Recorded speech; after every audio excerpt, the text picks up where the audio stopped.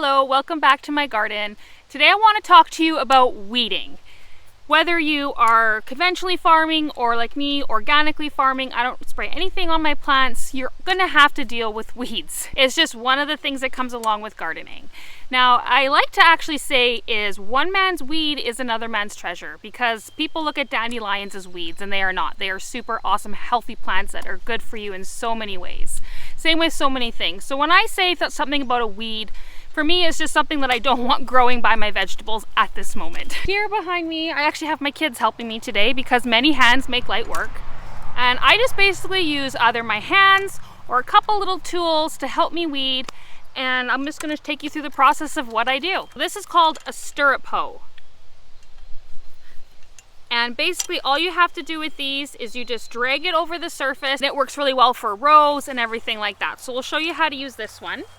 Basically what you'll be doing is just running it along the surface, just cutting those weeds off. And you can even go up into the row a little bit. Now because I have big mature plants here, we can use a stirrup hoe in our garden rows as well. So Scarlett, if you want to go up here, you can get these guys as well. Just be careful because look at this right here is an onion. So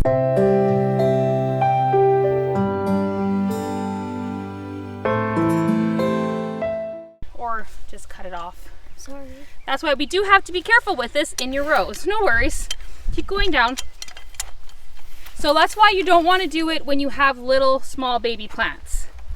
When you have big plants like these big cabbages, it's much easier. But again, I've planted onions in between, so we just have to make sure we don't cut those onions. So yeah, we just go up and down the rows, depending on your soil, how hard you have to press. And then I just leave these all here. They're gonna die and just add more nutrients back into the soil.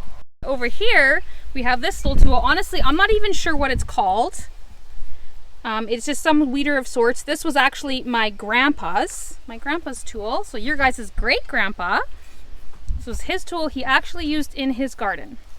And for this one, all you have to do is you stick that fork piece down right at the base of the root, and then you push it down to the ground, and that pulls that out by the root. You can see here, you get a lot more root when you use this thing. The other stirrup hoe just cuts it off at the surface, so the things will grow back. If you have small little weed seedlings like this, the stirrup hoe works good because there's not much root there. But for these big weeds, we like to use this one because it pulls more of the root. Now this is my strawberry patch, which I have been weeding, but sometimes they just get out of control. So with this, it's really hard to use the stirrup hoe or even the other tools because everything is very, very dense. And I don't want to pull up a little strawberry runner. I'm just going to go and hand pull most of these weeds. I have things like this, which is stinging nettle. So I get a heavy duty pair of gloves because I'll show you later. I have a lot of thistles, which as well are very pokey. So I'll just get a nice pair of heavy duty gloves. When you're pulling up weeds by your hand, you want to try to get as close to the base. Sometimes I'll even dig out around the bottom of the weed to really get a good grip on the base to pull up as much root as you can. So for instance, with this thistle, I'm going to go right down to the bottom. This thing has gotten way too big. I should have pulled it a long time ago. Right to the bottom, give it a good pull.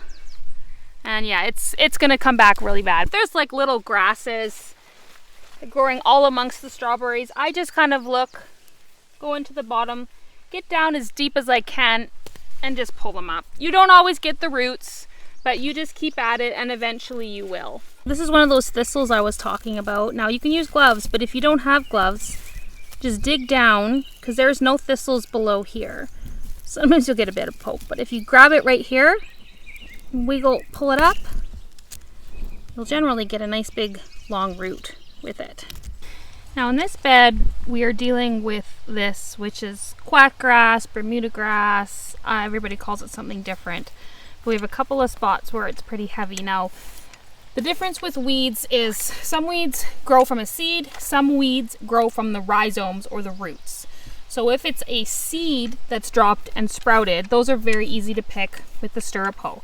If it's this grass or some of like the thistles, the stinging nettles, things that have a really deep root, that's when either your hand or that other tool come in very handy.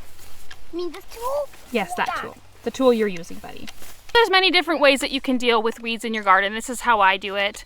And any way that you choose, do what's right and what's best for you. I'm just showing you what I do. And honestly, I weed as much as I can, but there's always weeds. And I don't totally mind. I'll share my garden. It is Mother Nature. It's her land.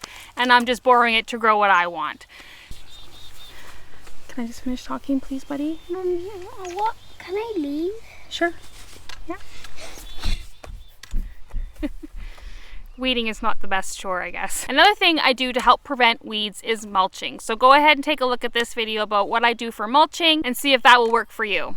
See you guys next time. Thanks so much for watching. Bye.